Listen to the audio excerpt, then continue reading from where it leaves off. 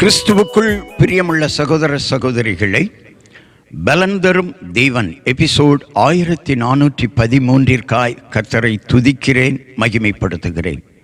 இந்த நாளிலும் நீதிமொழிகள் 17ஆம் அதிகாரம் 13வது வசனம், நன்மைக்கு தீமை செய்கிறவன் எவனோ அவன் வீட்டை விட்டு தீமை நீங்காது. உங்களுக்கு நன்மை செய்கிறவர்களுக்கு தீமை செய்யக்கூடாது. இயேசு கிறிஸ்து கூட அவருக்கு தீமை செய்தவர்களுக்கும் நன்மை செய்தார். அப்போஸ்தலர் 10ஆம் அதிகாரம் 38வது வசனத்திலே, நசரேயனாகிய இயேசுவை தேவன் பரிசுத்த ஆவியினாலும் வல்லமையினாலும் அபிஷேகம் பண்ணினார்.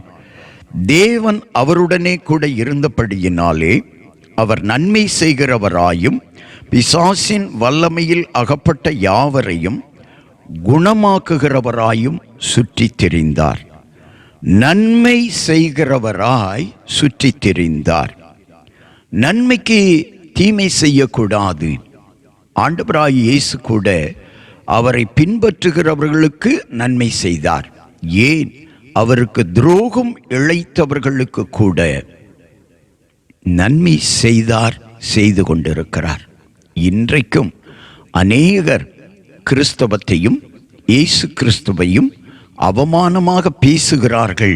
கிறிஸ்தவர்களுக்கு துன்பம் விளைவிக்கிறார்கள்.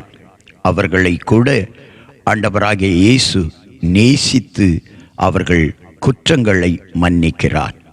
செய்தியை கேட்டுக்கொண்டிருக்கிற யாராயிருந்தாலும் நன்மைக்கு தீமை செய்யாதிருங்கள்.